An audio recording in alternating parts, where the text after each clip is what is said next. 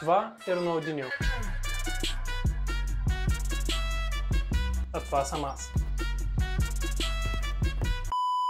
И си спомням как като малък се изумявах от триковете, които футболистите правяха по време на тренировка. Сещате се онези, при които изглежда все едно топката е привлечена с магнити към краката им, а те подскачат и правят какви ли не движения около нея, все едно е замръзнала във въздуха. И наскоро наистина се обсебих от едно комбо, което бях видял богът на футболния фристайл Роналдиньо да прави.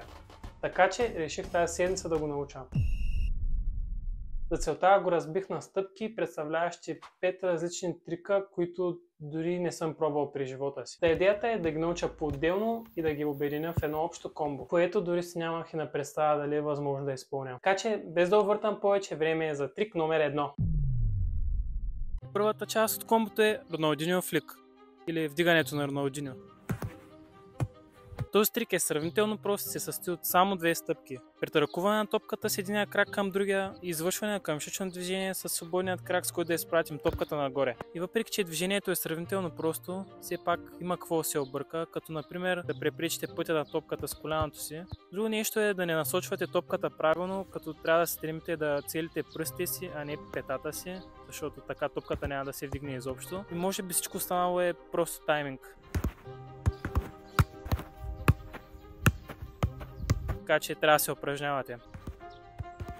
Реално това се оказа най-лесният трик от всички, така че буквално след няколко минути практика прецених, че съм готов за стъпка номер 2. Around the World. Общо взето просто трябва да превъртя крака си около топката, но мисля, че звучи доста по-лесно, отколкото всъщност е на практика. И да, бях прав. Но поне имах план. Мисля първо да загрея с малко ниски крачета, т.е. под коляното, просто за да хвана контрола на топката и да се подготвя за извършването на самото движение. Ако направя 30, трябва да се абонирате.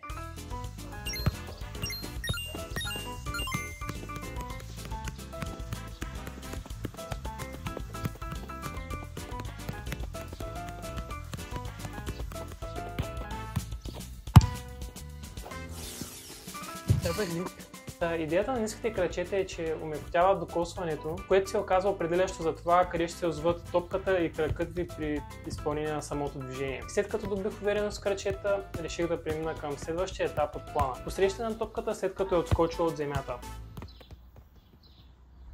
Така се осигурявам повече време да се подготвя за извършване на движението, а и мога да отдам целия си фокус върху докосването. Идеята е да не давате кракът си прекалено високо, желателно е да е на 90 градуса спрямо тялото ви и дори трябва да търсите максимално нисък контакт при извършване на движението, което ще ви позволи по-бързо да обиколите топката с крака си и отново да я върнете в контрола си. А колкото до самото докосване, важно е да е с вътрешната част на ходилото ви. Така ще спечелите допълнително време за извършване на движението, а ще придадете този готин въртящ ефект. И дори може би още по-важно е да използвате коленете. И след като обърках всичко това около 100 пъти,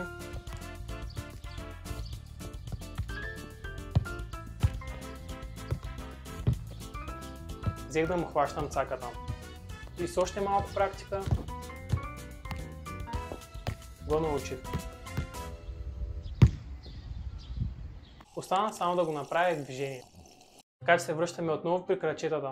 Първоначално не можех да добия смелост да му дръпна спусъка, но буквално щом се престраших, стана това. И това. И дори и това.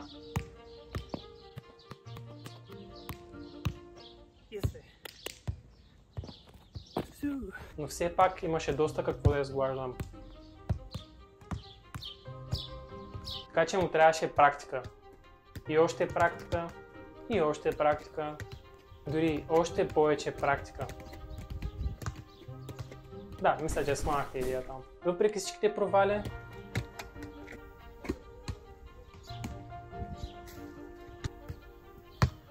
мисля, че го майсторнах. Но дори това не ми беше достатъчно. Отделих няколко часа, опитвайки се да науча двойния Around the World, както и Around the World от Роналдиньо флик. До някъде успешно, до някъде не. Но след около няколко часа практика, единственото нещо, което се случваше, че ме заболя коляното и започнах да се измарям и изнервям. Единственото логично нещо, което остана да направя, беше... мисля да поспра на този етап, просто защото го мъча от 3-4 часа Единственото нещо, което се получава, е, че се изморявам все повече и повече, а ти ми свърши водата, огладнях и мисля, че е по-добре просто да направя малка пауза. Да прибрах се, хапнах, пих вода, дори поспах и стана време да продължа. Жигата поотмина, така че е време за рунд номер 2. Като за начало мисля просто да изгоря фликъпа към Around the World, а колкото до двойния Around the World, мисля да го зарежа, просто защото не мисля, че струва усилията. Целта ми е да направя 3 поредни чисти опита. И въпреки, че ми отне малко време да се върна в форма, чувката си оказа влиянието. Поне така си мислех. Въпреки всичко, доста бързо взех да напредвам, но някак си самото притеснение от предизвикателството ме разконцентрираше. И все пак успях да събера мислите си и...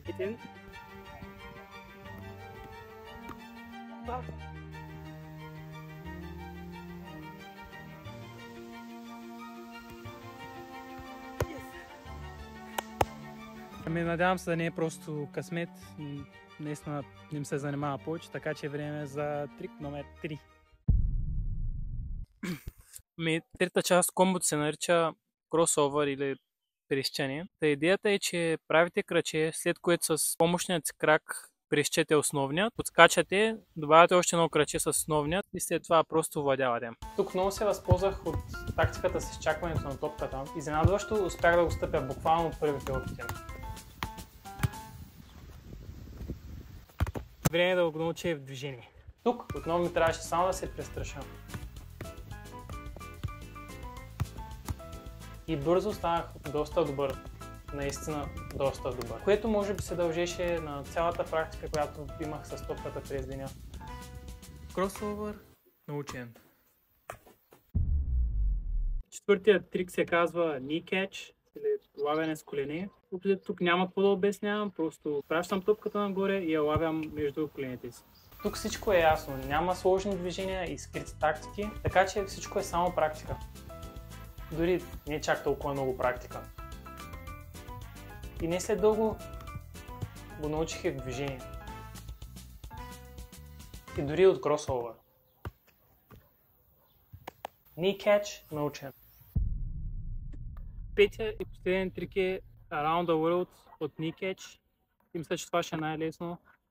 Така че да го видим. Първи опит.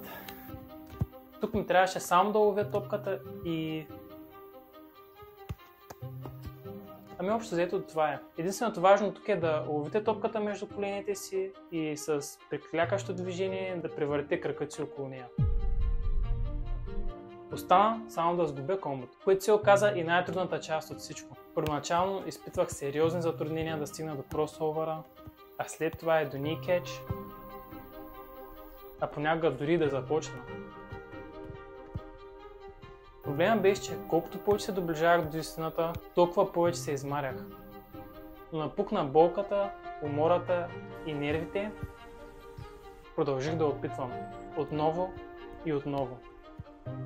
На моменти наистина бях толкова близо, а в други не чак толкова, но не се отказах.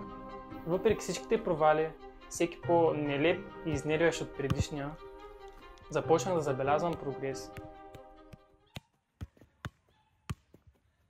И след цял ден борба с топката и с мен самият стана това.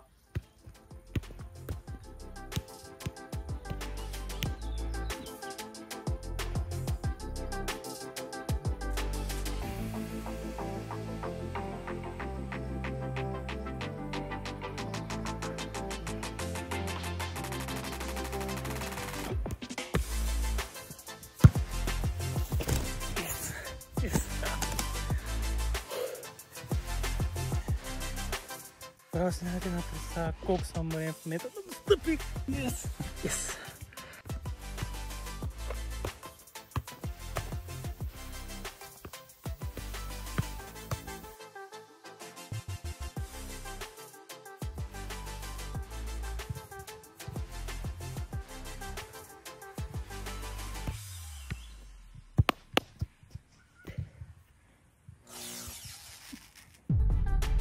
Мисля това да бъде, защото тук доктора ме убива, просто се схваща през 5 минути.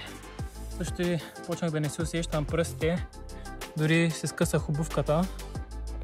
Но да, ако трябва да оставя някаква пулка от този клип, то ще е да имате търпение и да изглаждате всяка една стъпка, защото това винаги ще ви е полезно в изграждането на самата цялост. Така че да, имайте търпение, изглаждайте нещата и учете. Благодаря ви! Искам само да скивате колко е крив стадиона.